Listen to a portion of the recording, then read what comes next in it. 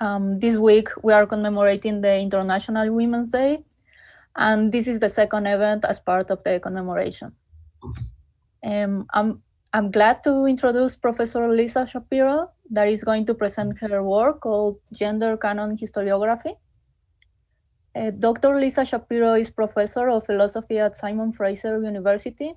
She has published extensively on the philosophy of Descartes, Spinoza, and other early modern philosophers, and is the translator into English of the correspondence between Princess Elizabeth of Bohemia and René Descartes. She has been particularly interested in understanding the affective dimension of cognition as expressed in early modern philosophy. Related to this interest, she has edited Pleasure in the Oxford New History series and co-edited with Martin Picabet Emotion and Cognitive Life in Medieval and Early Modern Philosophy. Currently, she is the PI on the Extending New Narratives Partnership Project, funded by the Social Science and Research Council of Canada and 12 partner institutions. The project aims to help change the standards of practice in philosophy to enable it to become more inclusive and diverse by changing the ways we do history of philosophy. So the idea is the presentation to last around 50 minutes. And after that, we will have a Q&A session in which I will ask you to raise your hand at the bottom below. And I will give you the word when it's your turn. And please, if anyone wants to ask in Spanish, please feel free to do it and we will translate it for you. So again, thank you very much, and please go ahead. So thank you very much, and thank you for this invitation, both to present and to be part of the Week of International Women's Day celebrations. The context, so the paper is on Canon, Gender, and Historiography, and the partnership project, the Extending New Narratives project, the handout has a link to our website, is really an effort to incentivize, I guess, and encourage research on women philosophers, and to really think about building capacity and research, but also in teaching, to include women thinkers from the medieval period through the early 20th century. And the nature of the project itself really invites to try to think about the historiography of philosophy. And at least in the tradition that I was educated in, we are taught history of philosophy, but we're not asked to think about how the history of philosophy came to be what it is. So as part of this project, I've been doing a lot of thinking about the historiography of philosophy, and this paper is really part of that. So I look forward to your questions and discussions about, just reflections on the historiography of philosophy. If any period, and I should say that I'm particularly aware of the fact that in Latin America, the history of philosophy may well look different, and I'm really curious about those differences and to learn from them. So, all right, if any period in the history of philosophy has a philosophical canon, it's the period from roughly 1580 to 1780, or the early modern period. While the situation on the ground is rapidly shifting, it's still the norm within the English-speaking world for both the teaching and continuing scholarship of early modern philosophy to focus on 7 key figures: Descartes, Spinoza, Leibniz, Locke, Berkeley, Hume, and Kant. These 7 figures constitute the early modern philosophical canon. And for quite a number of years now, historians of philosophy have recognized that this canon excludes women. The remedy for this exclusion is my particular concern here. More recently, there's been a recognition that this is the European early modern philosophical canon. And while I will not be able to address the fact that this canon is distinctly European or even Western European here, by reflecting upon the canon, I suspect we can learn something not only about the history of European philosophy, but also about philosophical canons more generally. What we learn may well help us moving beyond this canon, but also prove instructive about the norms of historiography of philosophy more generally. I begin by setting out some tacit assumptions of a philosophical canon, and so reasons for calling those assumptions into question. One of these reasons is the way in which women were written out of the history of philosophy in the 19th century. In section 2, I turn to consider some of the remedies for that exclusion and the prospects for their success.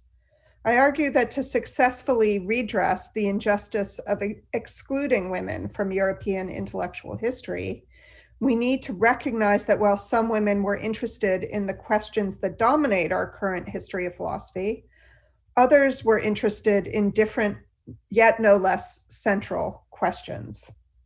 Moreover, for many women philosophers, no matter what questions moved them philosophically, philosophy was not an idle intellectual exercise, but rather addressed questions that were very much alive in the contexts in which they were writing. Recognizing their legitimacy as philosophers aligns with recent critiques of contemporary philosophy. I conclude by suggesting that our histories of philosophy would be more inclusive if we move from a philosophical canon dominated by a very limited set of figures to one that was framed by a set of questions. We might call these questions timeless questions as they arise again and again, yet nonetheless, we pose them in a particular place and historical context, and they move us to the reflection that constitutes the practice of philosophy. So the first section is the uses and disadvantages of the European philosophical canon. So often when philosophers talk about canon, we ignore the origins of the word canon. Per its primary definition, a canon is a rule or law decreed by the church, typically by a small subset of those in authority. A canon, in this sense, is sacred. Also in a religious context, a canon can refer to a set of books identified by the church as having authenticity as divinely inspired. These works are canonized, and in at least some instances, the authors of the books are sainted. Others who are deemed authentically having divine inspiration are also canonized and placed in the calendar of saints. This ecclesiastical sense of canon is then secularized to mean a law or a rule or a fundamental principle governing a body of knowledge, or more loosely, a standard of taste. Now, it might seem easy to take this etymological point cavalierly and claim that in the European philosophical tradition, our canon is secular and not tied to any authentic divine inspiration. However, this dismissal is not as easy as it might appear, especially for the early modern period, since in Europe, the early modern period is marked by wars of religion and the effort to set philosophy apart from theology. This might lead us to wonder whether the idea of a canon in early modern European philosophy is in fact designed to be a secular alternative to a philosophical tradition tied to theology. Second, and more importantly for my purposes, the key feature of an ecclesiastical canon is its authentic connection to the divine. Once it is established that an individual is divinely inspired, there can be no questioning of their privileged status, nor of the place of their words and works. Canonical religious figures and their works carry an unchallengeable authority in virtue of their connection to the divine. And insofar as their authority is unchallengeable, their views are taken as necessary truths. Secular philosophical canonical figures have come to carry a similar unchallengeable authority. Our early modern canonical philosophers derive their authority not through a particular connection to the divine, but rather from their connection to reason. These figures are deemed to be great minds. It is, however, unclear just what it means to have a great mind. It cannot be because a philosopher managed to decisively answer philosophical questions, for the very storyline that ties the canonical figures together depends on their having made mistakes. It cannot be because they are remarkably effective at conveying their philosophical views. Though some are great stylists, others could well have used an editor. And of course, they are taken to be great in part because they made an impact in their own day. Nonetheless, having had a great impact guarantees neither greatness of mind nor the enduring judgment of their greatness. At the very least, we take these canonical figures to have great minds because the answers they offer to a set of philosophical questions in metaphysics and epistemology inform discussions of the same questions that are still alive today. The ontology of substance and mode, and whether what exists are substances, and if so, the essence of those substances, the nature of causation, the nature of mental representation, and of how our ideas can enable us to have knowledge of things. These are good philosophical questions, but currently the history of philosophy takes these questions to be agenda setting as necessary to address. I want to suggest that we canonize a philosopher as a secular saint of philosophy insofar as we take them to offer answers that make progress in answering the questions that are understood to be necessary. Further, in being so canonized, even though their answers may be mistaken, their mistakes appear necessary for us to have made further progress and to get closer to definitive answers. So they're part of a teleological conception of intellectual history, and I think Hegel is largely responsible for that view of our intellectual history. While the early modern European philosophical canon may seem to have an elevated status, the reality is that it's deeply contingent that we ended up with these 7 philosophers. For one, which philosophers count as canonical very much depends upon the linguistic community in which one finds oneself. There are differences between the American, the English, the French, and the German canonical program. And I'm sure in Mexico, there's a different canon, some variations on the canon for sure. Further, Bruce Kuklick in a 1984 article has shown that in the American context, the canonization of these 7 thinkers is in part a function of the late 19th century development of university textbooks and the related effort to help a distinctively American philosophical program, with all its associated internal politics. So here's a quote from Kuklick. The American canon depends on disorder, on luck, on cultural transitions that, if not random, certainly do not reflect overriding purpose, on scholarly power plays, and on the sheer glacial inertia of the institutions of higher education. More recently, the work of Delphine Antoine Mahout and Sabrina Ebersmeyer demonstrate in detail that in other locales too, there are complex political considerations involved in establishing a philosophical canon in the first place. Antoine Mahout, in her forthcoming L'autorité d'un canon philosophique, Le cas de Descartes, or Descartes in Spanish, aims to show that the role in which a canonical figure plays in a history of philosophy is something that shifts with interpretations that are highly sensitive to the contexts in which those interpretations are developed. In a certain respect, then, the very identity of a given canonical figure is contingent. In an article that anticipates the monograph, she provides a snapshot of how this works in Joseph-Marie Desgerando's shifting readings of Descartes in the two editions of his Histoire comparée des systèmes de philosophie, first edition in 1804 and a posthumously published edition in 1847. Both histories of philosophy have in mind the role of philosophy in French education and the role that education was to play in the post-revolutionary French Republic. That vision of that role shifts from 1804 to 1847, and with it, so too does the way in which Descartes' philosophy is characterized.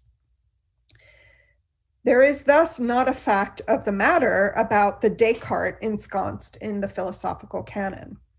As Antoine Mahut puts it, and this is a quote, writing the history of philosophy can in general be seen as comparable to a battle, one which opens up the possibility of broadening the canon to include more figures, but also for broadening the understanding of the canonical figures themselves, or pluralizing the canonical figures. While Antoine Mahut is concerned to demonstrate how our understanding of particular canonical figures is contingent on social and political aims, and so to pluralize them, Ebersmeyer, in her article From a Memorable Place to Drops in the Ocean, looks at the writing of German histories of philosophy in the 19th century to show just how, from generation to generation, women became more and more marginalized from the history of philosophy until there were simply no women in it. What is at one and the same time unsurprising and remarkable are the justifications for the exclusion of women. One's work was derivative, another did not rise to the same level of greatness as the sainted few. Of still others, it was denied they were even doing philosophy. Ebersmeyer highlights that these efforts intensified at just the moment that arguments were being leveled for women's suffrage and entitlement to attend university. And women's exclusion from the history of philosophy came to be naturalized, justified by the supposed, and this is a quote, natural inaptitude of women for philosophy, unquote. Conveniently aligning with political efforts to quash women's right to political representation and to higher education.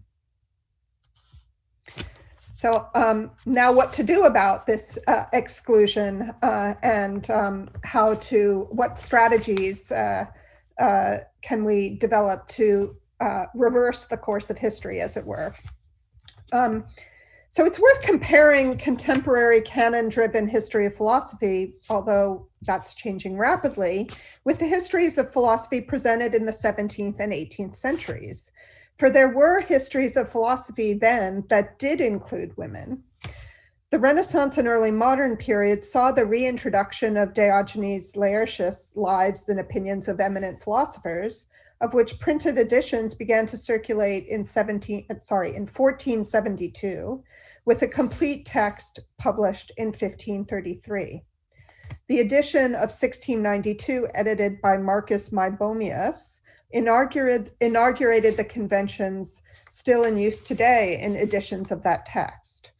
Not only does that work allude to the wives, daughters, and even mothers of eminent philosophers, as if they were involved in philosophy themselves, it also recounts a number of women philosophers by name, including Theano, Pythagoras' wife, Themistoclea, with whom Pythagoras studied, Damo, Pythagoras' daughter and student, and there's a whole chapter devoted to Hipparchia. Perhaps following on the style of Diogenes Laertius, a number of women and men authors engaged in the Querelle des Femmes provided their own catalogs of women philosophers and intellectuals from across history to bolster their arguments that women are indeed fully rational and capable of real intellectual achievement. The list of names is of strong, successful women leaders in Lucretia Marinella's On the Excellence and Nobility of Women and the Defects and Vices of Men from 1601, in Marie de Gournay's On the Equality of Men and Women from 1622, and later in Poulain de la Barre's On the Equality of the Two Sexes in 1673, not only support arguments for women's intellectual abilities, they are also effectively notes for histories of women philosophers.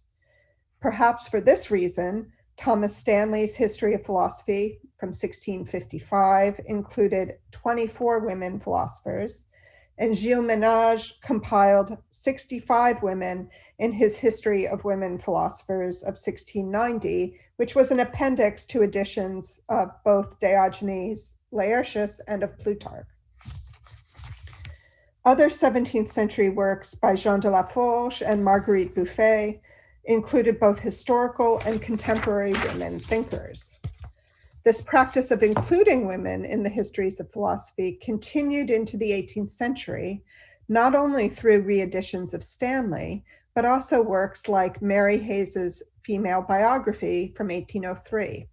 So it's not until the 19th century that women start to be written out of the history of philosophy. As we work to reintroduce women into the history of philosophy, there are a number of strategies to take. One obvious step is to find the names of those who have gone missing from our intellectual history, along with their works. We can go back to those histories of philosophy that do mention women and gather those names once again.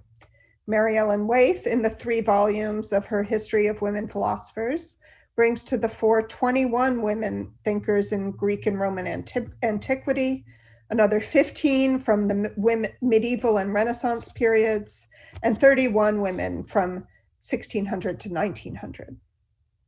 The catalog of the Other Voice in Early Modern Europe series, which is edited by literary historians, includes a large number of women philosophers from the Renaissance, a period largely ignored by historians of philosophy, at least in the English-speaking world. Eileen O'Neill, in her agenda-setting piece, Disappearing Ink, enumerates more than 55 women whose intellectual labor demands our attention, and that's only in one 200-year stretch of the early modern period. Of course, these resources may well also omit many names, so it's a bit of an archaeological project. And to highlight this, there was news that came out on Monday of Mary Estelle, an English woman philosopher from the late 1600s and early 1700s. Cambridge University, Magdalen College, announced the discovery of her library, her personal library, full of marginalia that no one has studied ever, really. So it really is an archaeological project of discovering, artifacts that will greatly enrich our understanding of these women's own thought.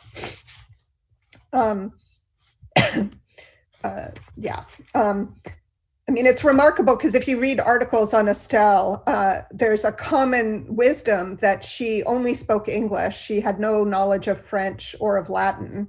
And her library shows, in fact, that she did read Latin and French, that she owned a copy of Descartes' Principles, which is, no one thought she had any thoughts on natural philosophy. So it's such an exciting announcement that came out on Monday. Really, really just made everyone's heart race. It's very exciting. As Eileen O'Neill recognizes, uncovering all these names also leaves us with a real practical problem. In order to truly recover these women thinkers, someone, and I want to emphasize more than one person, has to recover, read, and understand what is philosophically interesting about their works. This is a challenge for a number of reasons. First of all, there are only so many hours in a day, and there are lots of works to be read. Moreover, identifying what's philosophically interesting in a work for which there is literally no body of scholarly literature is just difficult. It requires the reader have an openness to the text that allows them to hear the philosophical issues it engages with.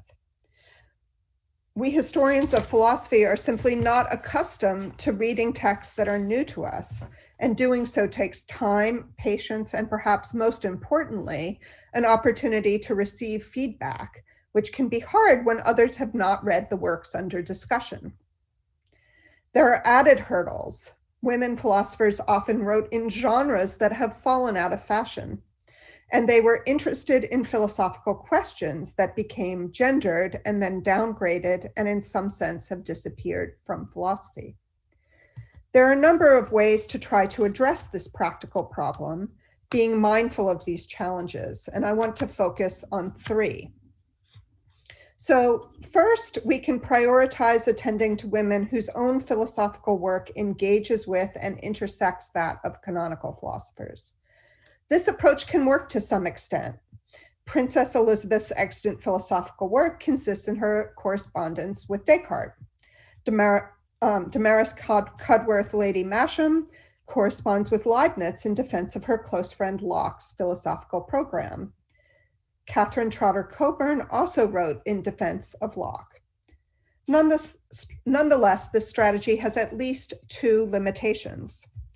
First, it inevitably positions women philosophers as subordinate to their canonical counterparts, for the women are read primarily as responding to the work of great thinkers rather than putting forward ideas of their own. This limitation might be overcome by looking to women who did develop their own original philosophies as an alternative to those advanced by canonical figures. Margaret Cavendish, for instance, certainly aimed to do this in developing her natural philosophy.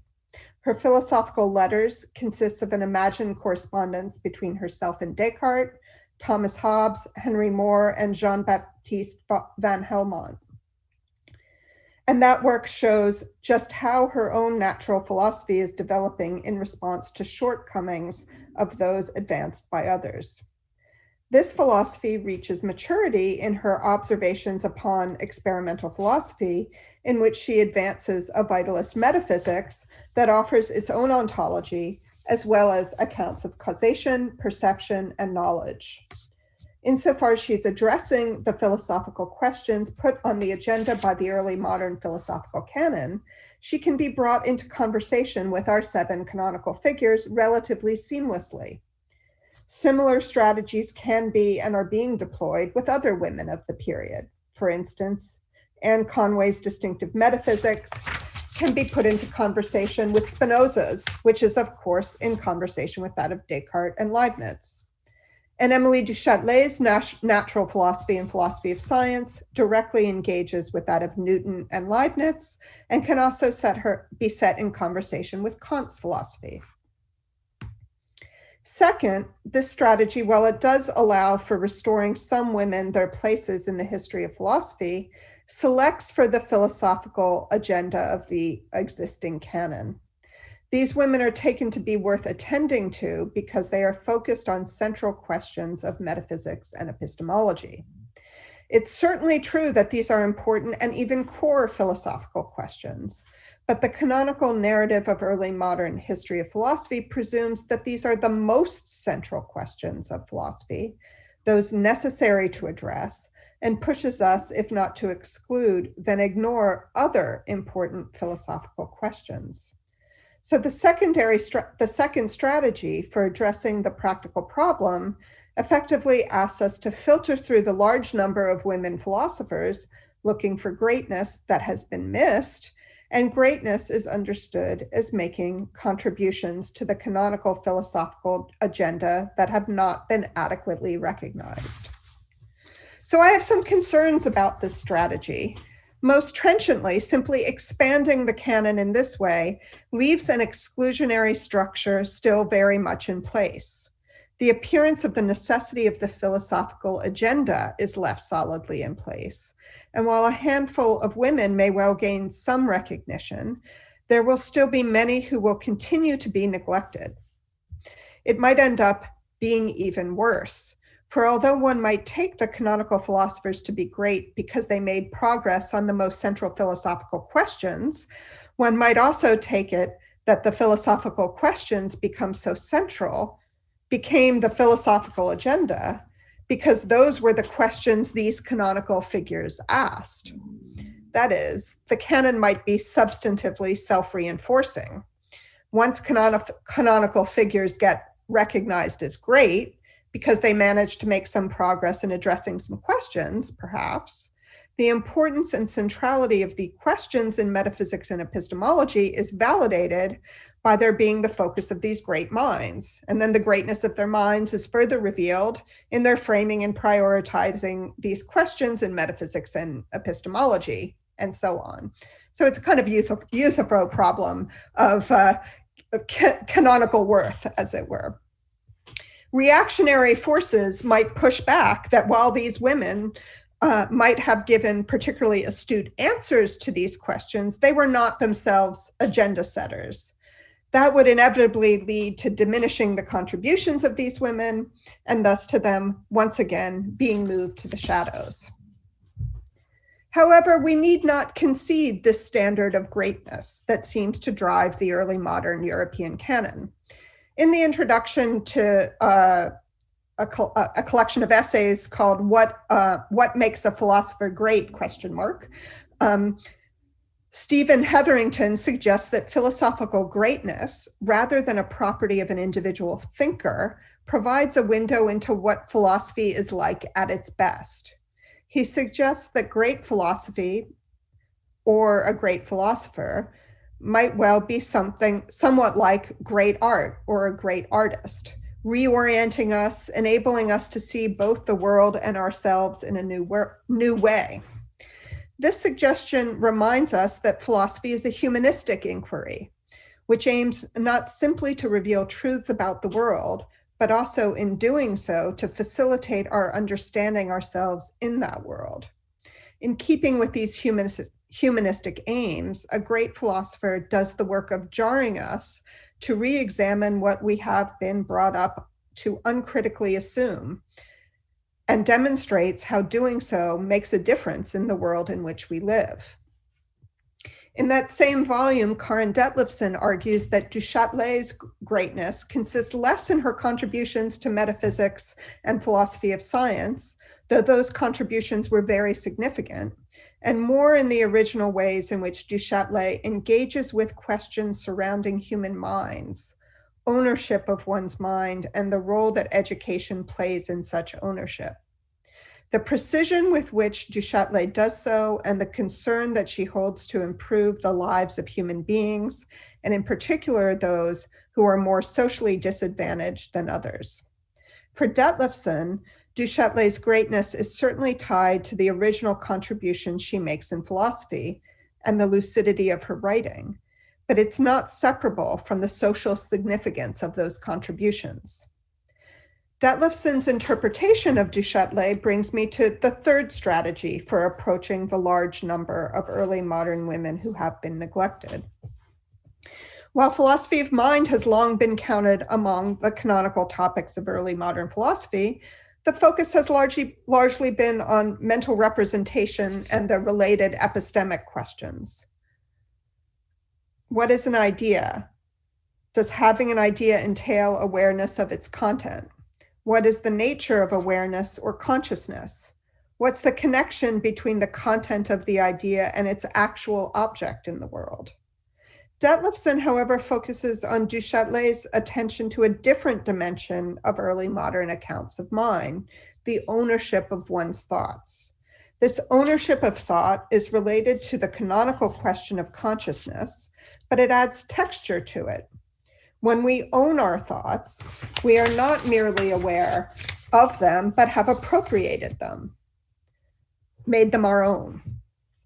While for Detlefsen, part of Du Châtelet's originality is her shifting of a central question, Detlefsen also situates Du Châtelet within a discussion that had been going on long before her, one about equality of women as rational creatures, and so about the importance of educating women.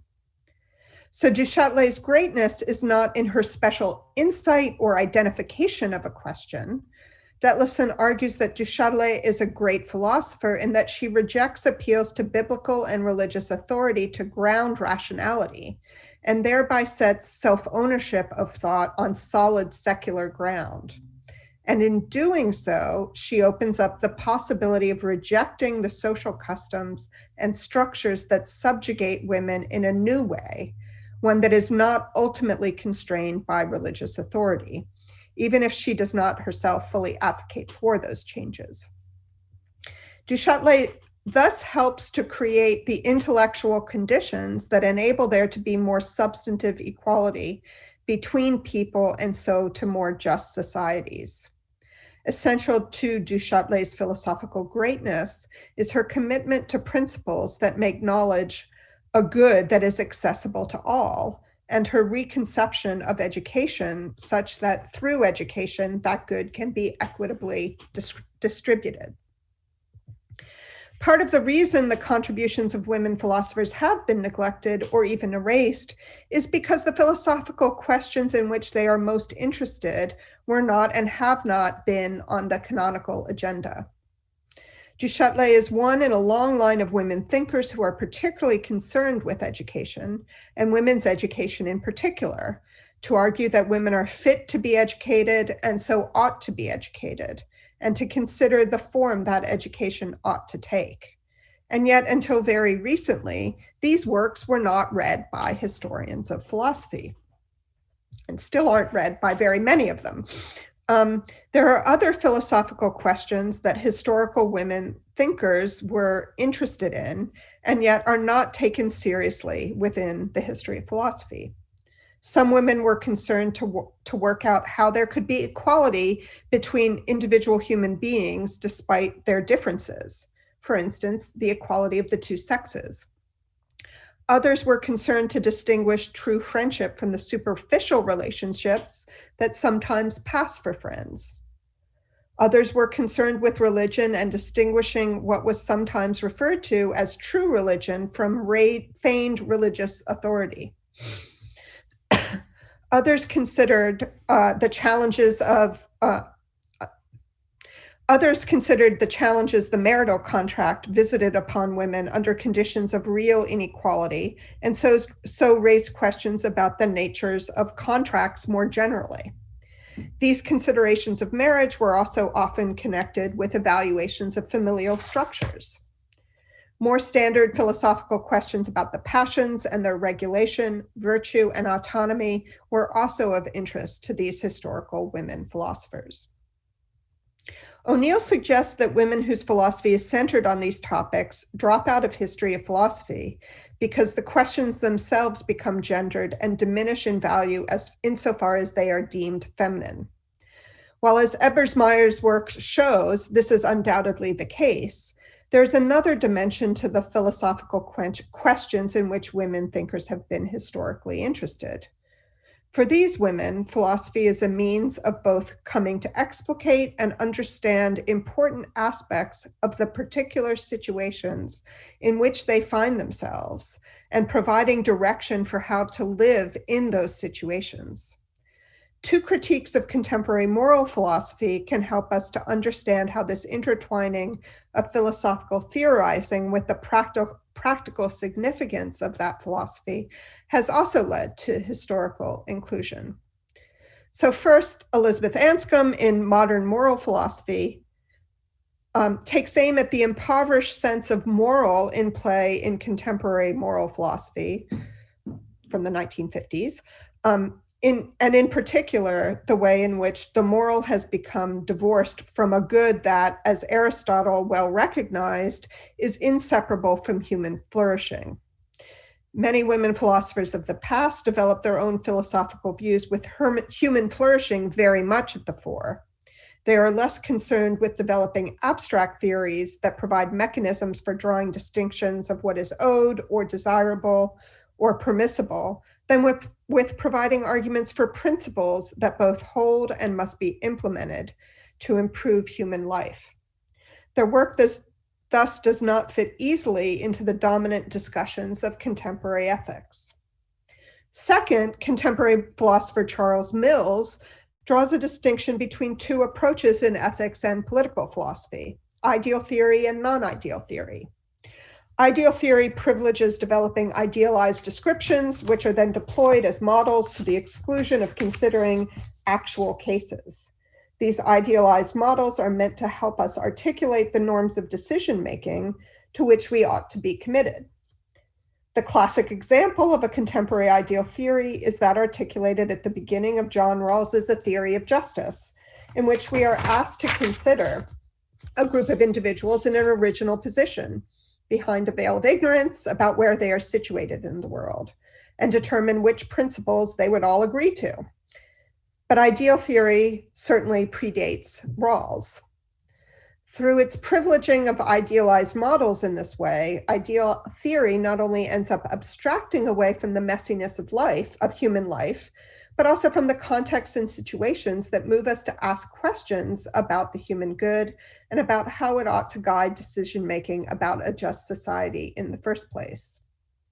Non-ideal theory, however, recognizes human agents in the complex situations they are in, replete with varieties of lived experience and in messy and inequitable social relations, and aims to articulate general principles and norms to guide human action and interaction that respects those complexities.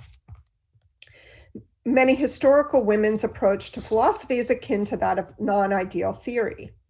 They are concerned to understand and address the particular challenges they confront as women within a social context that denigrates their intellectual capacities, mocks their social relationships, and gives them very limited options for structuring their own life path. Their philosophical efforts aim to articulate new conceptions of personhood that affirm their status as persons and of the equality between persons that puts them on level ground, to reflect on the purpose of education and articulate norms to guide educational practices and institutions, to articulate normative standards to shape social interactions, for instance, by distinguishing true friendship from the superficially friendly relationships, or by articulating the norms that ought to guide marriage and similar contractual arrangements, to develop accounts of authentic faith and belief in God, as well as to develop accounts of the passions, virtue, and autonomy that both reflect and are responsive to social reality. Just as philosophy moved to valorizing ideal theory, so too did the writing of history of philosophy move towards excluding those who assumed a non-ideal theoretical approach. Mogens Lerche argues that for Martial Guéroult, a very influential 20th century French historian of philosophy, philosophy ought to be defined as, quote, any systematic concern for atemporal truth. Lerche shows how this conception of philosophy, rooted in a Kantian transcendental project, arises out of a search for a principle through which points of commonality between the work of philosophers of the past and work of contemporary philosophy can be recognized, even though the work of the two might look quite different. It's through this principle that, according to Guéroult, a history of philosophy can be written. Thus, Guéroult's own interpretive work aims to demonstrate the systematicity in philosophers like Descartes, Malebranche, and Spinoza. That it is hard to imagine how these thinkers might have been read in a way that wasn't as systematizers shows just how deep Guéroult's influence has been and how it is, in the present, almost uncritically accepted. However, as innocuous as Guéroult's definition of philosophy might seem, he countenances any systematic effort to arrive at timeless truths. The privileging of systematicity and the pursuit of atemporal truth effectively excludes the intellectual work of women in the history of philosophy, in history, from being philosophical.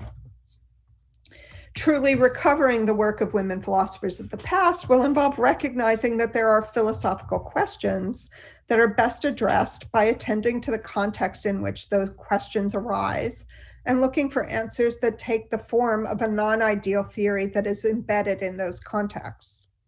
Insofar as philosophical engagement is sensitive to historical situation, we should also expect that what counts as a philosophical system might well look very different than what we are accustomed to.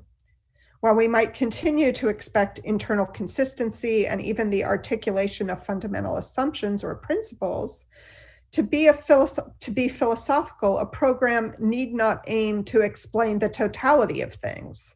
It need only aim to make sense of elements of lived experience that are of particular moment or importance. So I want to conclude with some thoughts about lessons we can learn about the historiography of philosophy. I've been focusing on criticizing the early modern European philosophical canon, and so canons in general. But it should also be noted that there are some advantages to having a canon. The early modern philosophical canon, insofar as it sets an agenda of philosophical questions, provides a background to contemporary philosophical discussions, and helps to connect the philosophical present with the philosophical past. I think that was part of Guérou's aim, at least as Lerche lays it out. This connection helps to justify contemporary philosophical interests. It's also afforded philosophers with different specialized interests to share a background in common, making it easier to have a broad philosophical community. In teaching, a canon helps in structuring curriculum, and so affords a degree of continuity from one institution to another. We aim to disrupt the canon because it's exclusionary, but can we retain these advantages even while we work to make the history of philosophy more inclusive? Noting these advantages can provide helpful guidance as we set about reconceiving both the history of philosophy and how we write this new history. First, while undertaking the doxographic labor to retrieve the work of many women philosophers is essential, we need to be mindful that the doxography not be simply for doxography's sake. That is, the philosopher's project is not identical to a philologist's. In doing the philosophical archaeology, we need to look not only for artifacts, but also for points of commonality that can help lend a degree of cohesion to our discipline. So just as an example, there are lots of active questions within contemporary feminist philosophy, and we can use those questions as an anchor to help in reading some of the writings of the philosophy of the past, right? That's identifying the points of potential commonality through what's currently of interest to us. Second, while we like to think of the early modern canon as providing students and even more mature philosophers with a set of common texts that bind us all together, it's less the authors and their works that allow us to enter into conversation with one another, but rather the common interest in the philosophical questions that structure the canonical agenda. We're gripped by the questions that are front and center in the early modern canon. And through our interest in getting clear about the nature of things and about how we know things, we're primed to engage with one another in many cases quite animated ways. This grip the questions have on us is what some people describe as a philosophical instinct, or as a motivation to understand ourselves and our place in the world, to reflect on the world around us and our place in it. While we might well have a shared interest in canonical questions of metaphysics and epistemology, we do so because we have a shared inclination to ask philosophical questions in the first place, to take up a reflective stance. Indeed, philosophy matters precisely because of the reflective stance it cultivates. Philosophy asks us to identify assumptions, to evaluate those assumptions, to look for consistency and pressure points. The idea is that doing this actually helps improve our lives. It helps us to flourish. Notably, that is what these historical women thinkers, philosophers, think. Women thinkers in the history of philosophy are interested in philosophical questions because they believe that articulating our fundamental assumptions and getting them right can make a real difference in the quality of their lives, but also those of women, both their contemporaries and of the future. As we rewrite the history of philosophy, we ought to ensure that this reflective spirit is front and center. For it's through our shared interest in asking questions and interacting with one another to seek to answer them that we can find the commonality the canon provides, rather than through a limited set of figures and texts. We might be tempted to characterize these as timeless questions, for they do arise again and again, And insofar as they are philosophical, we engage with them intellectually and abstract from the context in which they arise. Nonetheless, while the questions pique our natural human curiosity, interest in them is sustained through a resonance in the context in which they arise. To sustain the presence of women and indeed other neglected figures in the history of philosophy, we need to find a way to write histories of non-ideal philosophies. Doing so will involve reflecting on and making explicit our own interests and aims in undertaking the history of philosophy itself. The failure to do that is what has left us with a small set of canonized philosophical saints. Thank you very much. That's it. Thank you very much for this awesome talk. So let's start with the Q&A session. Please raise your hand if you want to ask anything. Okay, so Ángeles? Thank you. Thank you very much for your talk.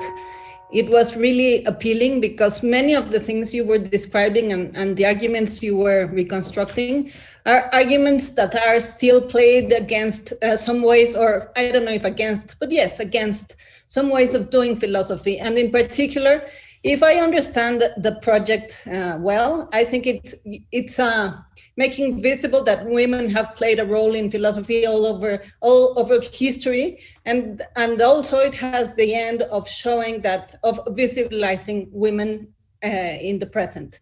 But I think that for women who do philosophy in Spanish, the invisibilization is double, because the same arguments you were running for saying that women are inapt for doing philosophy are the arguments that are run against doing philosophy in Spanish. So people claim that Spanish is not an apt language for doing philosophy, and also the agenda is not an agenda that can be somehow done in these countries where we speak Spanish, in particular in third world countries. So the agenda of what some of us call philosophical problems are really seen as not philosophical or not worthy of being published or not worthy of being discussed or read by our colleagues, even here in the Institute. So we have a double standard to break somehow in order to be visibilized. So our struggle is really, really difficult. So in that sense, I think, and I wanted to ask you, if you think that your argument can be generalized, not only for the canon of women and men in philosophy, but of all you can call them oppressed communities or silenced, invisibilized, whatever tag you use, but these communities that have been really left out of the canon. And if you think it can be generalized, then probably I really liked your idea of making a canon of questions. But the thing is that I also think that questions have a history, and that questions change the way you start thinking about them. So, and they are also non-ideal. You cannot start idealizing questions, because then I don't know if the problem will be the same, but in some other sense. So I was wondering if you can if we could just say that there's not a canon, but a set of questions that trigger reflexivity, and that the point of doing philosophy and of having some people that have thought about these problems gives you just a trigger, a way of triggering philosophizing or something like that. So that's sort of, so the question is double. If you think you can generalize it, and if you think that doing a canon of questions won't be just reinstating the problem. And thank you very much. I really enjoyed your talk. Thank you. Thank you for your questions. So really interesting set of issues that you're raising. And I think, one of the things that that this project is very much bringing out is precisely the kinds of questions that you're raising, because it's not just women that have been written out of the Western history of philosophy, the European history of philosophy. There are people working on Africana philosophy, which is also highly contextualized to the slave trade and the aftermath of global slavery, really. That's not unconnected to the situation of women either, to indigenous philosophy, to privileging certain languages, certain linguistic traditions rather than others.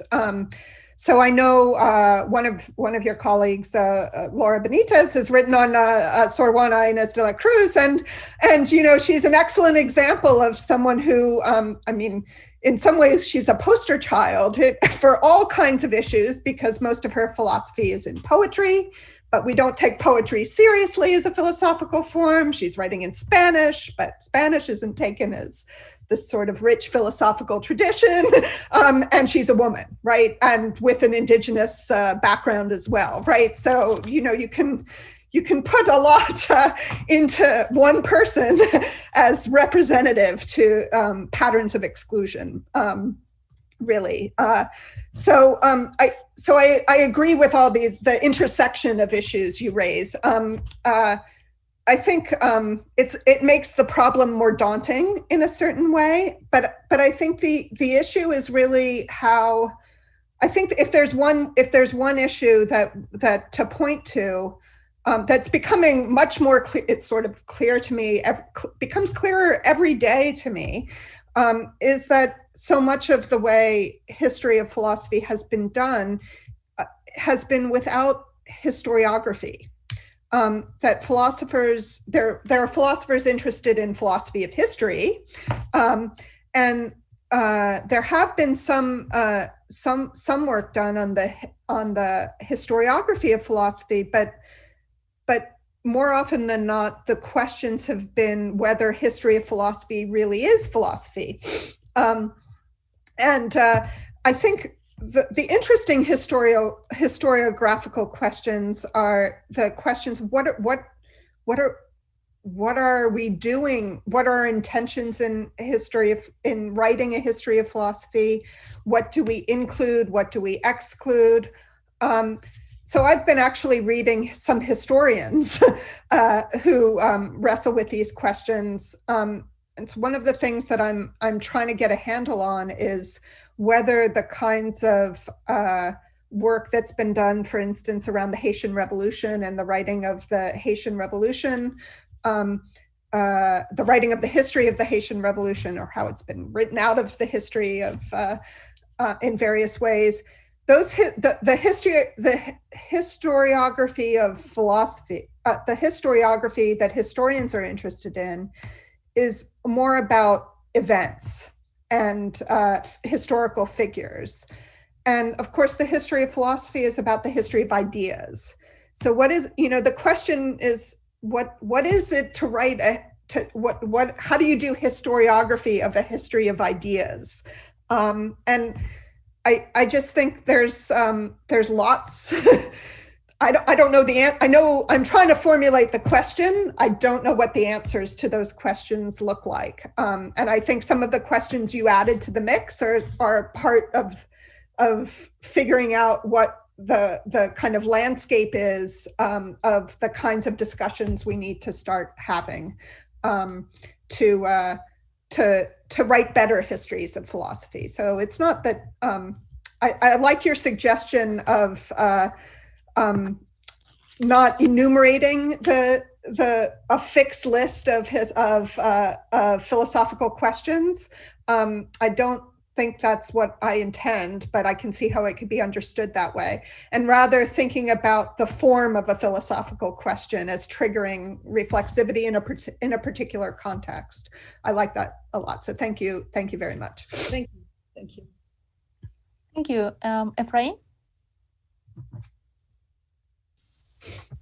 So I'm going to join Angeles in congratulating the excellent talk that I listened.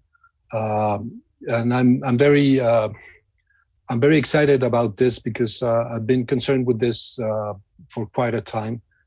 Among us, we have some of my teachers, former teachers in the 80s and 90s, were doing history of philosophy. I remember Elia Nathan.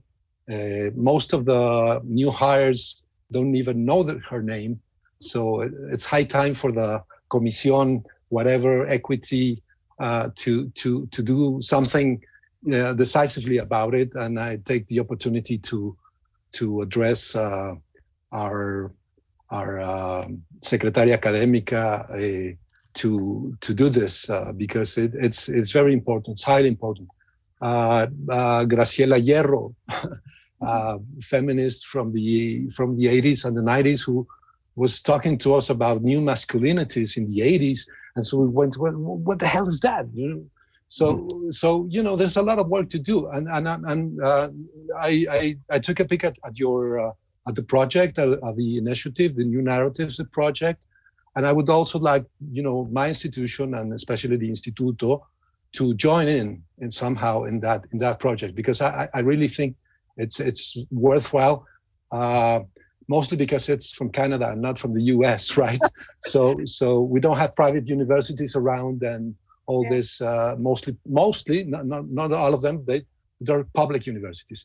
Yeah. So well, this is part of what I wanted to say and give you a very, very warm welcome to the Instituto, at least on my behalf, and I hope it's the first of many contacts and exchanges, right? I'm all with you with your solution to the exclusion, a remedy for exclusion. So it's not, as far as I understand it, it's not getting into the canon like the fortress, to assail the fortress. It's not building a new canon, but it's getting rid of canons, right? So I really liked your expression at the end, philosophical instinct. So this is I'm all for that, and also what I liked a lot is philosophy as a life flourishing activity, not a dull, gray, boring, male chauvinistic activity, right? So in this vein, I wanted to try and transmit some of what my students right on Monday try to convey to you. I'll try to convey it to you. Well, they said they're, so to speak, female bodies. No, they say, well, it's too, because it's. I mean, the theme is burn it all, right? Burn it all, quémenlo todo, right? So yeah, this is what I'm trying to convey. So is it too little? Is it too slow?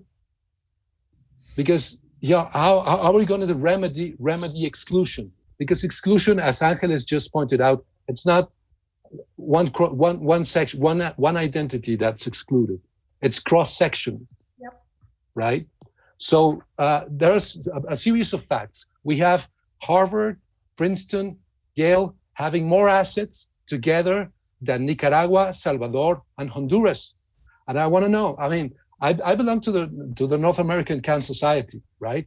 So I don't know any. I mean, I have a black friend, my friend Edgar Valdez, right? Very, very nice guy, and he's not even black for Mexican standards, right? So not to mention any black woman, right? So those are facts. Those are social reality facts, right? So. What's the way around it? It's like, this is a life flourishing activity. I'm all to it, but maybe also we have to add the ingredient of engagement and political activity, in the sense that philosophy is not just reflection on some set of forms or styles or something like that, but it's also a transformational activity. And I'd just like to add, I don't want to take much of your time, because I just stumbled over a very recent book, a review of a very recent book that you might know by Jonathan Rhee. It's reviewed in the NYRB, the latest issue. And I just want to read very briefly and see what your reactions are. And again, thank you very much. So the book starts this way. Hope my pronunciation is okay. So today's philosophers may like to think of themselves as a culmination of purposeful tradition going back 2.5 millennia, but the record suggests something different. Their predecessors were, for the most part, making their way along unmapped forests, paths, with various combinations of ingenuity, frustration, anxiety, improvisation, frivolity, and braggadocio. Instead of seeing their works as candidates for inclusion in some ultimate compendium of knowledge, we might do better to treat them as individual works of art, forming a tradition as intricate and as unpredictable as, say, Yoruba sculpture, Chinese poetry, or the classical string quartet. In that case, the old histories of philosophy, with their well-worn plots and set-piece battles, will turn out to be systematically misleading. Of all the forms of history, perhaps the most tiresome, wrong-headed, and sad. And I should include here experimental philosophy. Thank you very much. Okay, I'm not sure I can respond to that. Those are fighting words. So there's a lot packed into your remarks, and I guess really what they bring out is a real, I think, the many tensions within the practice of philosophy. So let me, part of what it is to do philosophy well is to think with great care, about the consistency of one's thoughts, and to develop arguments that are meant to persuade others, and largely because of for good reasons and consistency. And that's all very detailed work, right? Very, very precise, detailed work. Sometimes, though, we get excited by ideas that, the excitement about ideas sort of pulls in the opposite direction to big pictures, and to think about the big picture. And so there's, I think, always this tension about being true to the humanistic spirit of philosophy, that philosophy is to help to make life better. That's a kind of big picture thought. But in order to make good on that promise, we got to get into details, which can be excruciatingly painful, as we all know, right? So I think part of what it is to engage in philosophical work is to try to navigate that tension, really, to be true to both, to have both in mind. I would totally agree with you that a lot of contemporary analytic philosophy has erred on the side of detail and forgotten why the detail is important in the first place. It's become a kind of scholastic project. And that's certainly something that I am fighting very hard against. The detail isn't for its own sake. It's because it matters. Second thing I guess I wanted to say was about the point of the political connection. And, that's,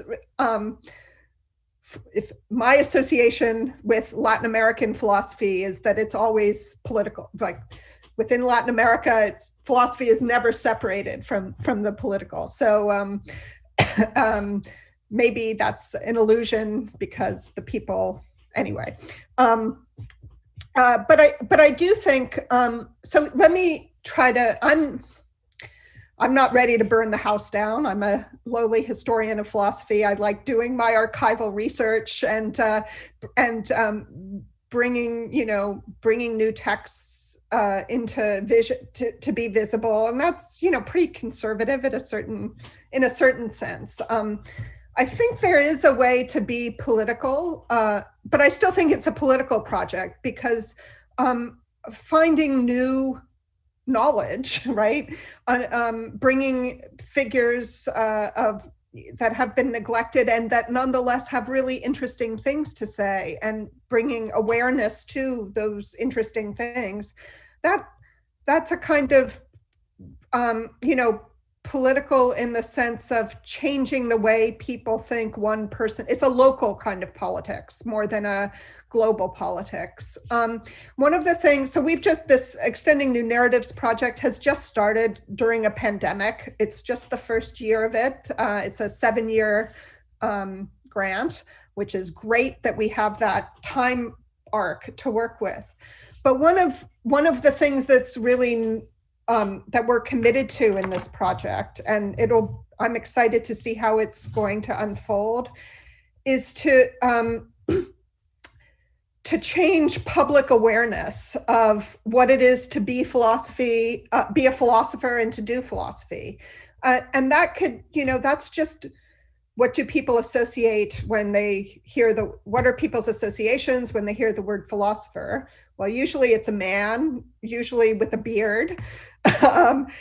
I would say gray, an older man with a beard and maybe a tweed jacket. You know, there's a costume of a philosopher. And if we can change, you know, is through the work that we're doing, provide public resources, whether it's videos or articles in newspapers and magazines, and really have discussion around in school curriculum, whether not just university curriculum, but in the K through 12 curriculum about philosophical works and philosophical questions. A lot can change in 7 years, right? So that the next generation of students have a very different set of background assumptions that they bring to their lives, whether they continue to study philosophy or not. If we change the assumptions about just what people's default idea is of who a philosopher is, I think that has real political consequences. So, you know, I guess I prefer a quieter political work myself, but that doesn't mean other people can't get excited about, you know, to be more activist in it. And I think change happens. So I think one of the things also that's starting to emerge just as I learn about research that other people are doing, there's a lot of, so I've got colleagues in Brazil who are working on Nicia Floresta, and Brazilian women thinkers who advocate for women's suffrage and for abolitionism. And in the 19th century, she's a 19th century thinker. And my sense is, I think the same discussions happening in Argentina, I'm sure the same things happening in Mexico. What's emerging to me that I want to learn more, that it would be interesting to see how this evolves, is all the women in different countries and different languages engaged in the similar fight for the women's suffrage and against slavery, and how they're using arguments that are certainly in the 17th and 18th centuries, early 18th centuries. There's a continuity there. There might even be earlier arguments. There's an intellectual historical arc that I think we're going to be able, my gut feeling is we're going to be able to trace it. And that's interesting in lots of ways, right? First of all, it just shows how if you take the 19th century, there's a global interest by women in a similar set of questions. So that's interesting. But then if those women are all drawing on historical works around the equality of the sexes in the 17th century, 16th and 17th centuries, that's also really interesting that they would have been in contact with texts that have long gone out of print. So that's an interesting, they're interesting things that I think have a lot of promise of emerging.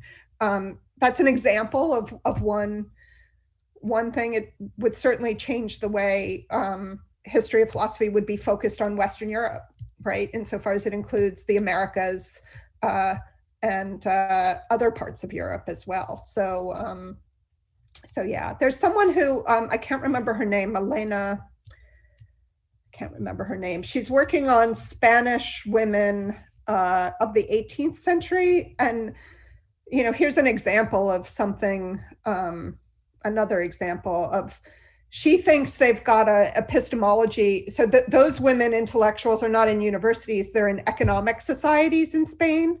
And they've got a complicated epistemology that gets worked out in these discussions, right? So she's a historian of science looking at those writings, but lots of yeah, anyway, lots to say. I should let some other people ask questions because I can go on more, but thank you for your remarks. Thank you. Axel? Oh, thank you. I want to again start by saying this was a great talk. I'm really, really thankful. But mostly this was a great answer. I think just what you just said, the first half of your reply to Ephraim is something, it's great that it's on video. I think I'm going to have my students hear it as part of their intro class. So thank you for fighting the good fight. However, there's an aspect of it that I'm skeptical. On the one hand, yes, good. on the one hand, I want to make sure that you are not saying that this is the only way to remove the canon, right? You're saying that the other way is to bring in these other figures that are also systematic. That's also good, but this one has these other advantages. That's correct. So that's but there's multiple strategies would be most effective. Yes. Perfect. Yeah.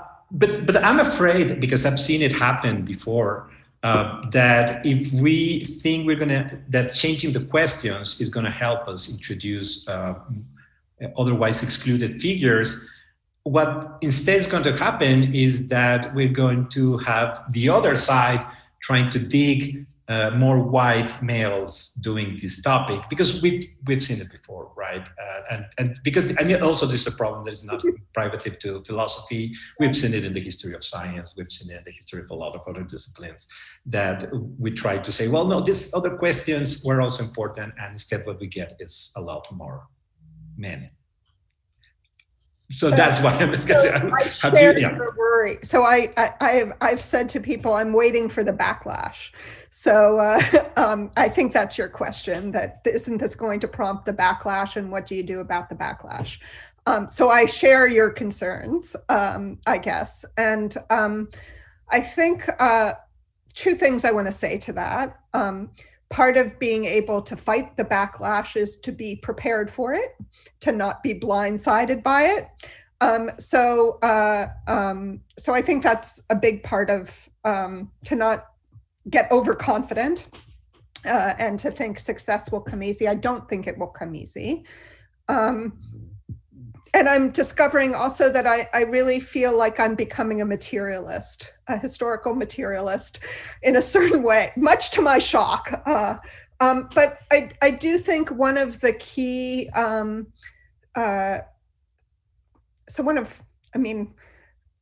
we need to, in order for this to be successful, there needs to be it needs to be incorporated into teaching. It's not just a research problem, it's an instruction problem. And part of, first of all,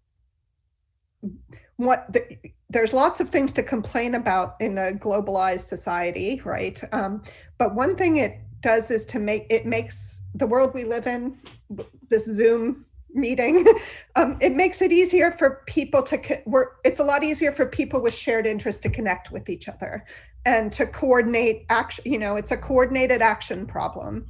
And so a lot of, I think, an answer to the backlash is to recognize that one isn't alone, and there's a community of people that share commitments. Like any community, one has to work hard to make sure that we don't, there isn't an ideological litmus test, that instead that we all focus on what our points of commonality are and allow for differences, because there will be differences in approach and in interest and but to focus on the points of commonality and the shared commitments, and to enable students to be able to pursue interests in non-canonical figures, I think is also crucial. And part of that is to create resources, material resources, new editions of texts, new translations,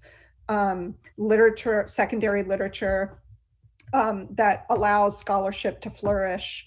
With, that's how it is a political project in that sense. It's building, it doesn't just so happen. People have to do the work to make it possible for things to look different. And it might be that, yeah, there'll be more white men that we learn about too, more European men, but let other people do that work, right?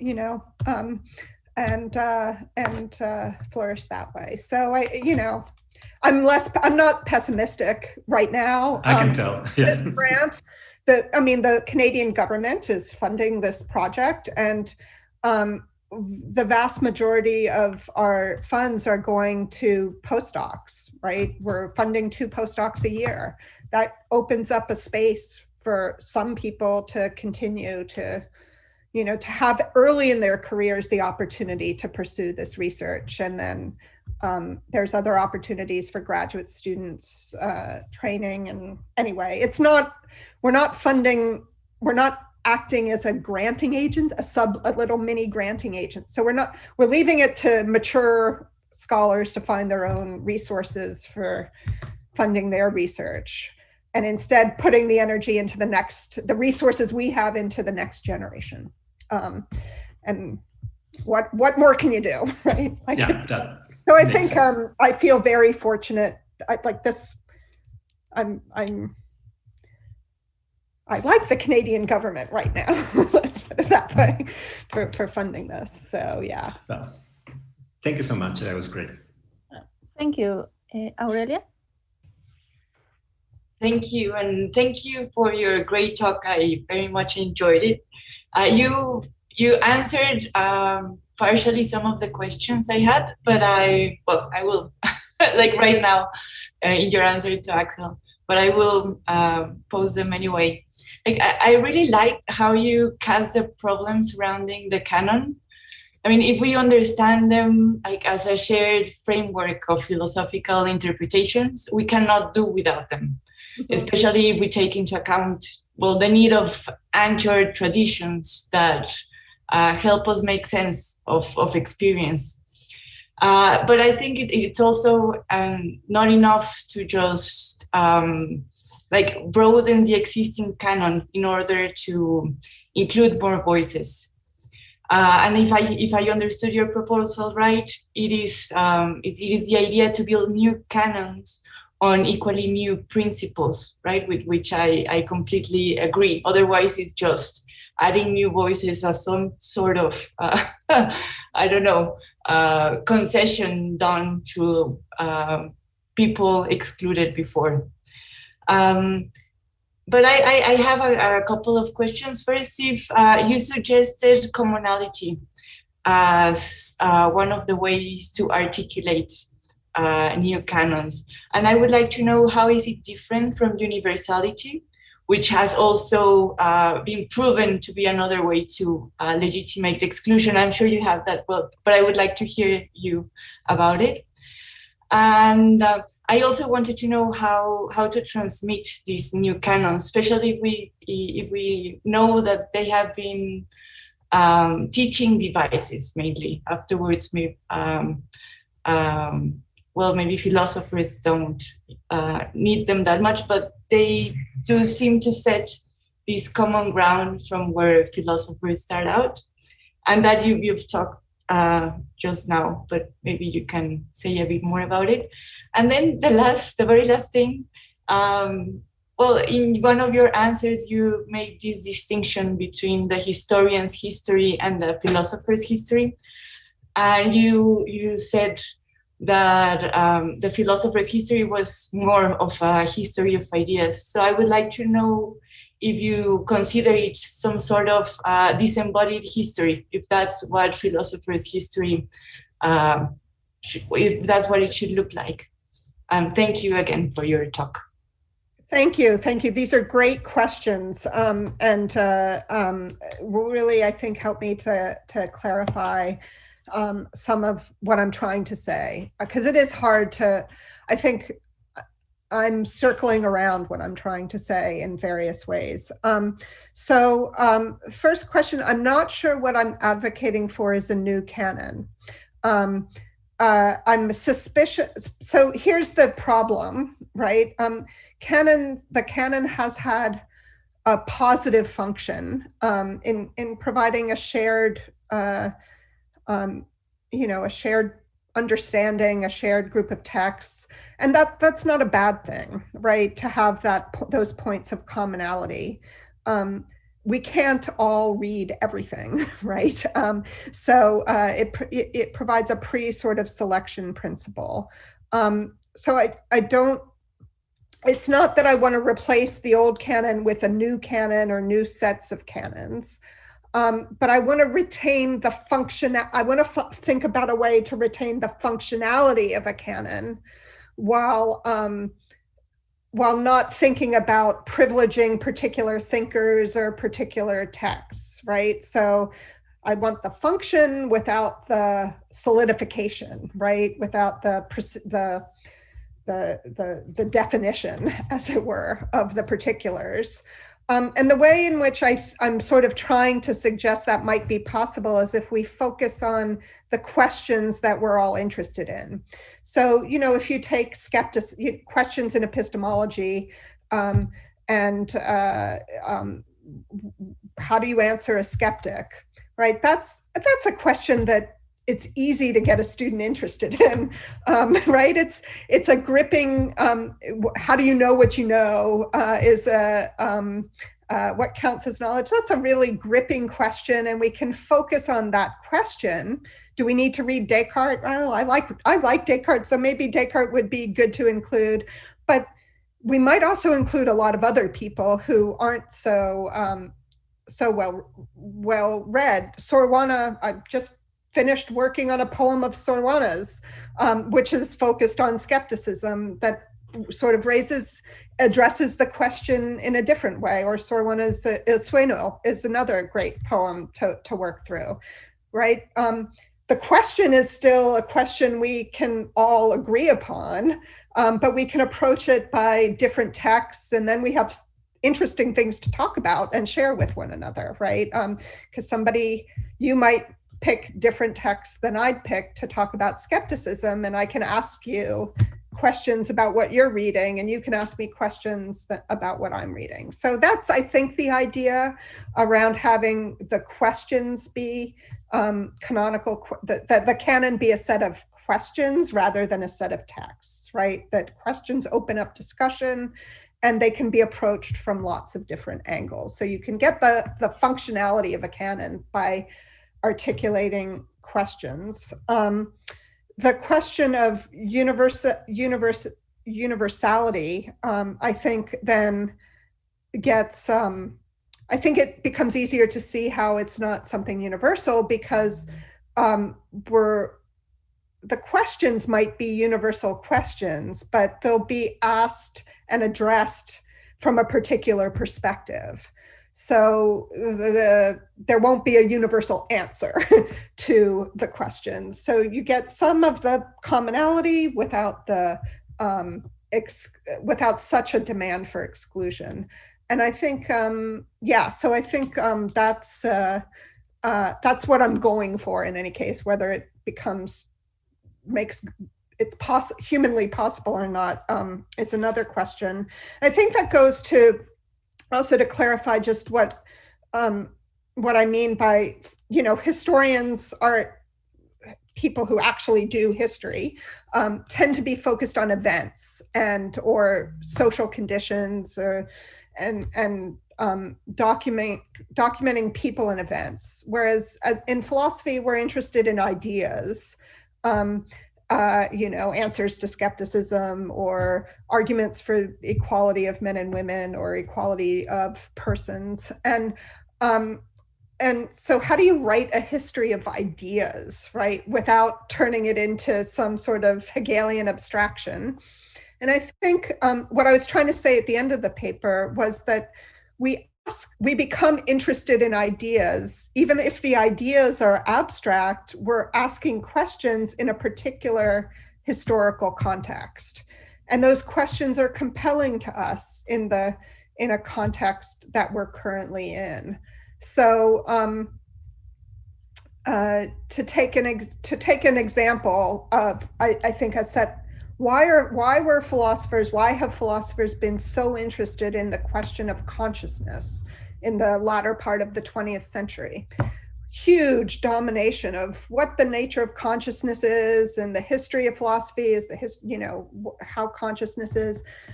Part of that is because of the developing computing science and trying to understand what the difference is between a computer and a human being.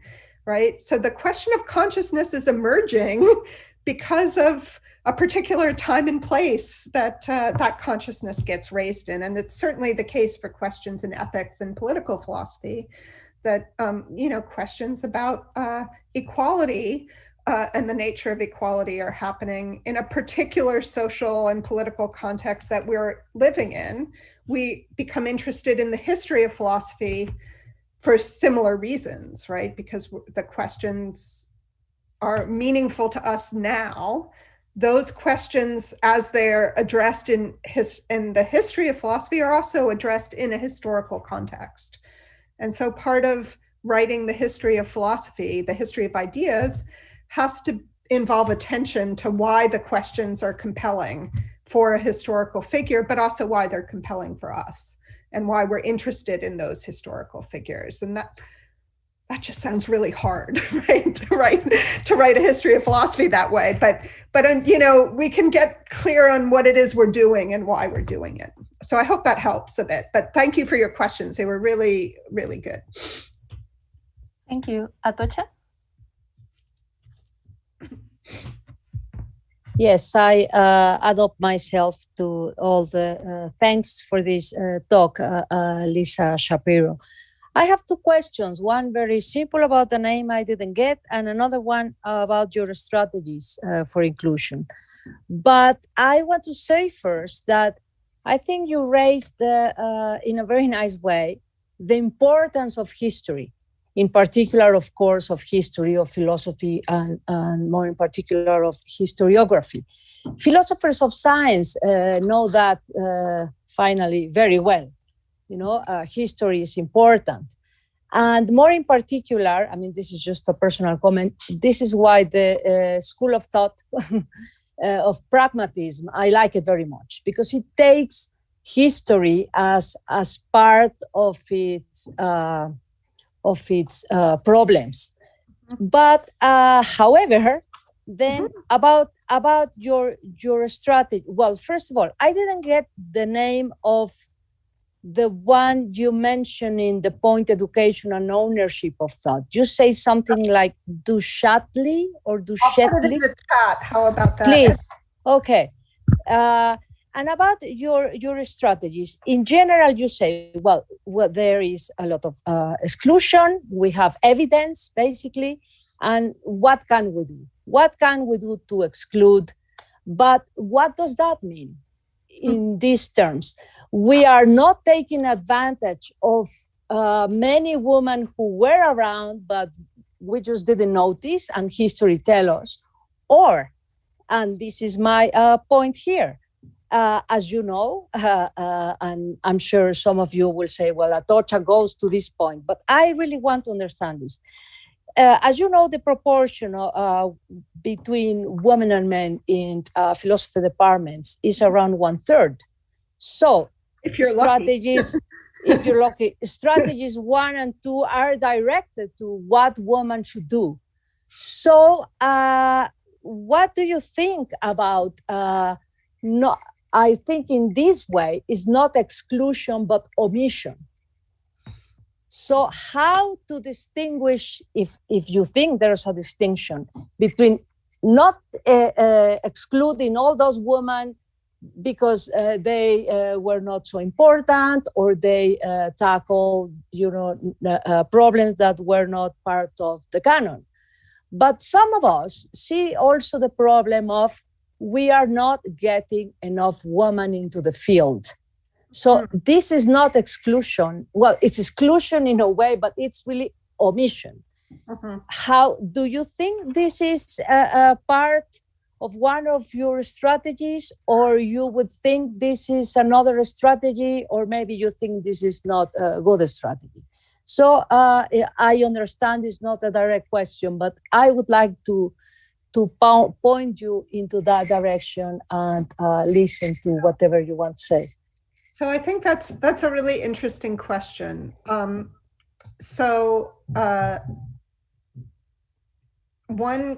thing we don't understand very well is why women don't choose to go into philosophy. Exactly. Right?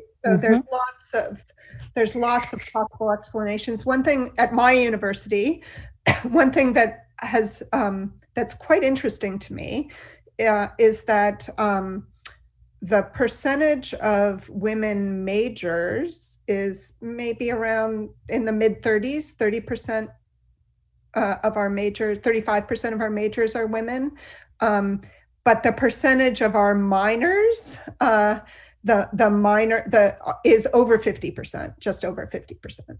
So what that means is women are interested in philosophy, but they want to have, what does it mean? I don't know. It certainly means women are interested in philosophy, but maybe they're more pragmatic about their futures, or I don't know, right? So there's lots of reasons why women might choose to do something other than philosophy that need not have anything to do with the disciplinary structures. And I think that's actually probably going to be quite local. So what's true in Vancouver might not be true in Toronto, right? And might not be true in Mexico City, right? So I don't know how to generalize about that. But I do think, so I would like to think there's at least an indirect correlation between having the possibility of being a philosopher revealed to you, right? When none of the works that are on a syllabus are written by women, when it becomes hard to imagine yourself in that role, right? So one of just having more editions of works by women and more women included on syllabi just provides an undergraduate, at least in Canada, there's no real philosophy in the schools, right? The first time most students are exposed to philosophy is when they go to university. So they don't know whether a philosopher is male or female. They don't even know what a philosopher is, right? But if the syllabus has women on it, as well as men, then it becomes a real possibility for their imagination. And so I think, is that going to cause more women to want to be philosophers? I doubt it, right? But it might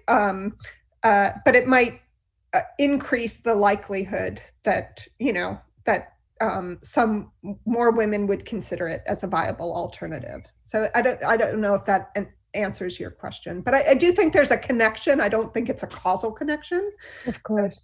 But it strikes me as entirely plausible that teaching more women. And I'd also, I also think that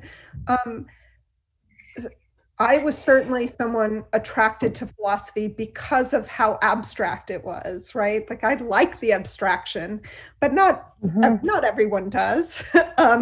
I think a lot of people really want to understand why it should be important to them in their lives. And having the philosophical discussions connected to the context in which the discussions are occurring can help, bring it out. Why it's important to get the arguments for equality right, because if you don't, this is why it mattered to.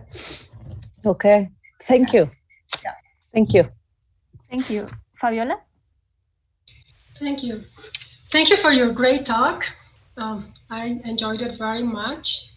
And I want to ask you to say a bit more about ideal and non-ideal theory. Yeah. That's one of the routes, one of the strategies that you suggested.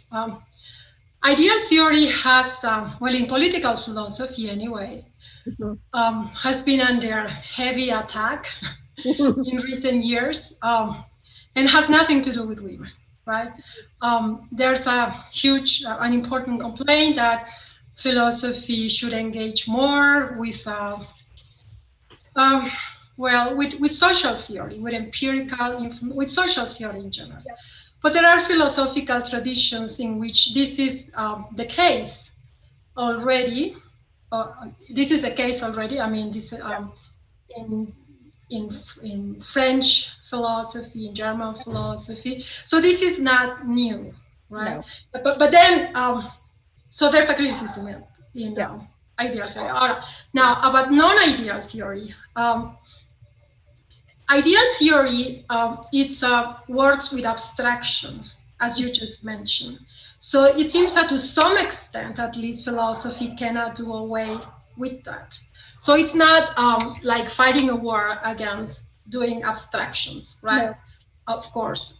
So there has to be some idea. I don't know whether to call it idealization, but here is the point, is that sometimes criticisms of ideal theory are not directed at the lack of empirical information or the lack of engagement with social theory, but with the way in which idealization is articulated, the way in which abstraction proceeds.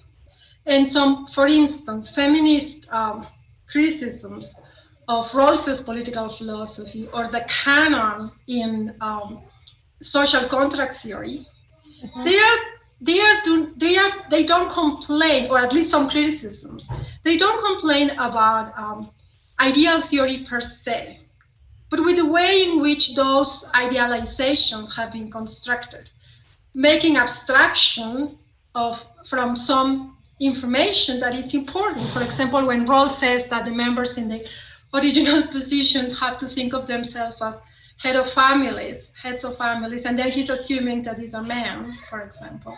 So some feminist criticisms, they don't challenge the idealization per se, but the way in which it is conducted.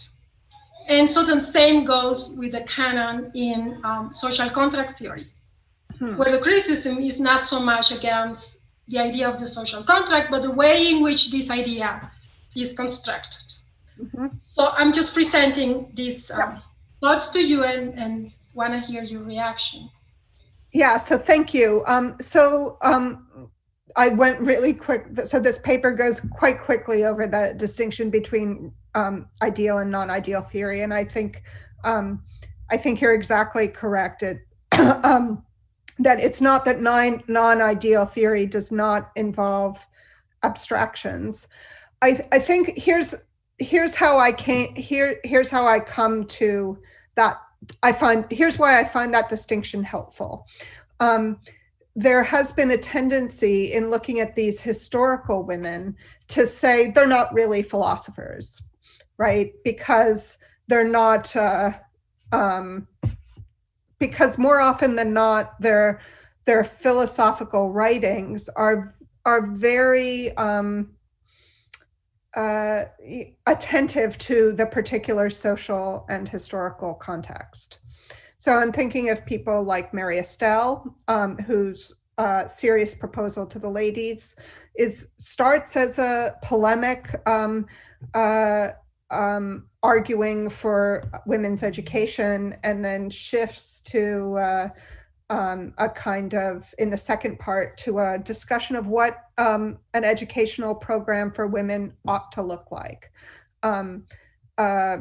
It's not treated as something that's general, it's not making an abstract metaphysics, right? Even if metaphysics is actually at work there, it's grounded in a real challenge of having to develop a different way of raising young women. I think another person I'm becoming interested in is Catherine Macaulay, so I'm trying to think of people who are less political philosophers, because I think in political philosophy there is a tendency to be receptive to the social context in which the political philosophies developed. Anyway, I'm digressing a bit. For me, a sort of light went off as I was thinking about this problem. How do you justify to people who are skeptical that these women really are philosophers, ought to be counted as philosophers? Because they're not writing treatises like Kant, right? They're not writing a critique of pure reason. They're doing their philosophy that's immersed in their philosophical work is really attached to the particulars of the situation in which their philosophical interests are piqued. And it occurred to me that the contemporary discussion around the difference between ideal and non-ideal theory was actually relevant. We don't say people who are interested in non-ideal theory are not philosophers. It's a different way of doing philosophy than ideal theory. And you can have methodological you can have a discussion about the pros and cons of the different methodologies. I think more often than not, the women thinkers are doing philosophy in the mode of a non-ideal theorist. They have abstract philosophy, they have philosophical thoughts. There's a level of abstraction there in the same way there is for a non-ideal theorist, but they're not generalizable to some atemporal condition. So the philosophy of mind, the philosophy of rationality is embedded in discussions about education, and how the human mind works is connected to how are we going to educate the human mind? How is it going to develop into a reasoner, into a proper thinking thing? So I don't know if that helps. It's not a perfect analogy, but that's the inspiration behind that. No, that helps. Can I say something quick? Sure. Or no? Yeah. Yes. Yeah, okay. So I'm not sure that the ideal, non-ideal dichotomy is going to help. Okay. Here, is what you want. I'm not sure. Okay. Because the name non-ideal is assuming that there's a way of doing philosophy in an idea using this ideal theory structure, and I guess one doesn't want to have that implication. Okay. Maybe you want philosophy to be more socially engaged or more empirically informed without calling that non-ideal. I'm not. I know I'm not. That's not my. It's Charles Mills's word non-ideal. So I agree with you. It's not the best, but it's Charles Mills who coined that expression. So I'm just using his phrase, for better or for worse. Thanks. Well, that was the last person in the list. So thank you very much, Lisa Shapiro. And I just want to invite you again to our third event this week.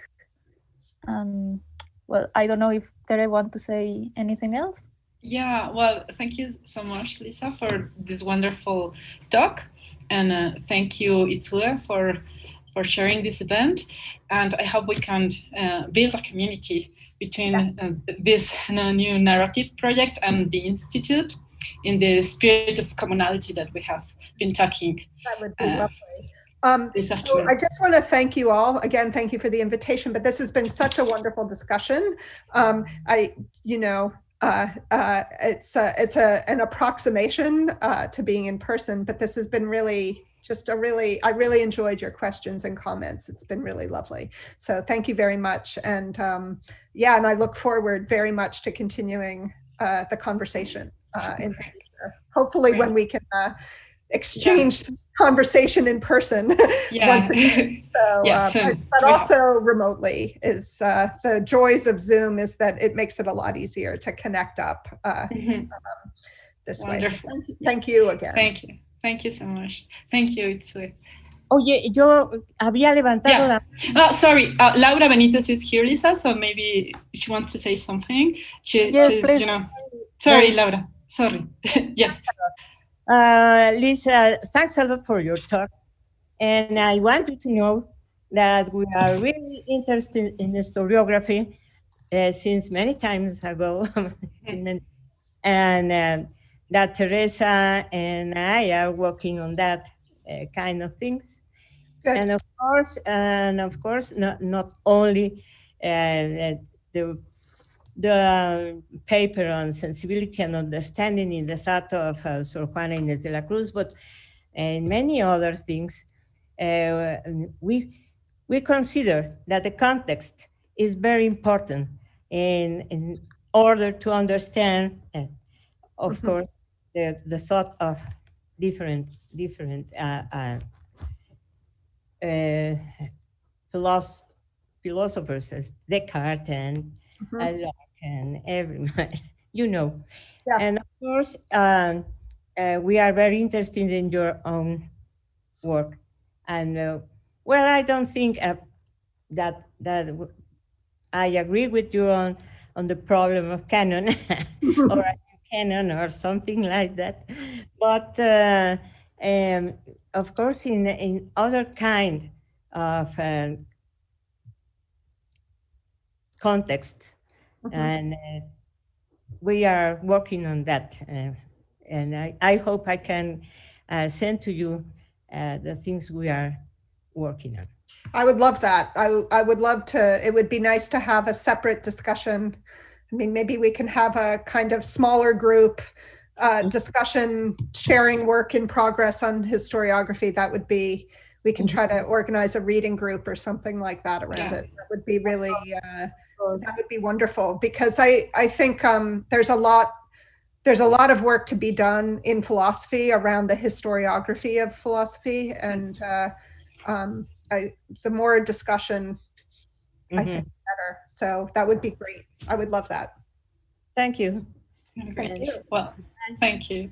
Thank you so much. Thank you. Thank you too. Take care. Thank you. Bye-bye. Bye. Bye.